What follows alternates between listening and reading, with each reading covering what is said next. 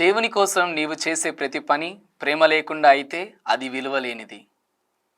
క్రీస్తునాథుని యందు మిక్కిలిగా ప్రేమింపబడుతున్న ప్రియ క్రైస్తవ విశ్వాసులారా, ఈనాడు తల్లి శ్రీసభ ఈనాటి వాక్యాల ద్వారా మనకొక గొప్ప సందేశాన్ని సంబోధిస్తూ ఉంది. న్యాయాధిపతుల గ్రంథము 9వ అధ్యాయము 6వ వచనం నుండి 15వ వచనమును మనం క్షుణ్ణంగా పరిశీలించినట్లయితే, యోతాము షెకెము నగరవాసులతో తెలియపరిచిన ఈ ఉపమానం మనకు ఒక గొప్ప సందేశాన్ని సూచిస్తూ ఉంది. ఈ ఉపమానం ఏమనగా, ఓలివు చెట్టు తన నూనెను విడవలేదు, అత్తి చెట్టు తన తీపి రుచిని విడవలేదు, ద్రాక్షవల్లి తన మధుర రసాన్ని విడవలేదు. చివరిగా ఆ ముళ్ళ చెట్టు, ఇది నీడనివ్వలేని ఒక ఫలితం లేని చెట్టు, రాజ్యాన్ని స్వీకరించింది. కారణం, ఈ అత్తి చెట్టు, ఓలివు చెట్టు మరియు ద్రాక్షవల్లి తమ స్వప్రయోజనాలను విడవక ప్రజలకు సేవ చేసేందుకు నిరాకరించాయి. చివరకు ఈ ముళ్ళ చెట్టు రాజ్యాన్ని అందుకున్నది.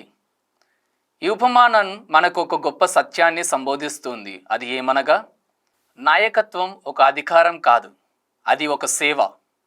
స్వార్థం కోసం నాయకత్వాన్ని స్వీకరించేవారు ప్రజలకు నీడనివ్వలేరు, కానీ సేవ కోసం ముందుకు వచ్చేవారు దేవుని రాజ్యానికి పాత్రులగుతారు. మత్తయి సువార్త 20వ అధ్యాయము 1వ వచనం నుండి 16వ వచనంలో దేవుని దయగల హృదయం మనకు ప్రతిబింబజేస్తుంది.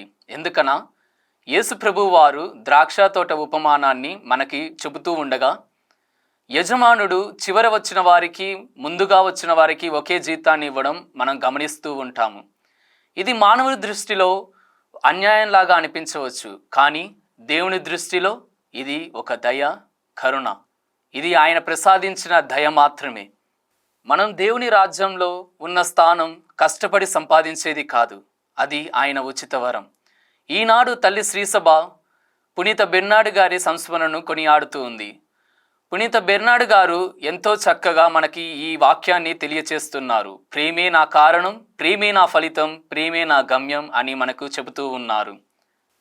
కావున నాయకుడిగా, సేవకుడిగా, ఒక విశ్వాసుడిగా మన దృష్టి ఎప్పుడూ ప్రేమపైనే ఉండాలి.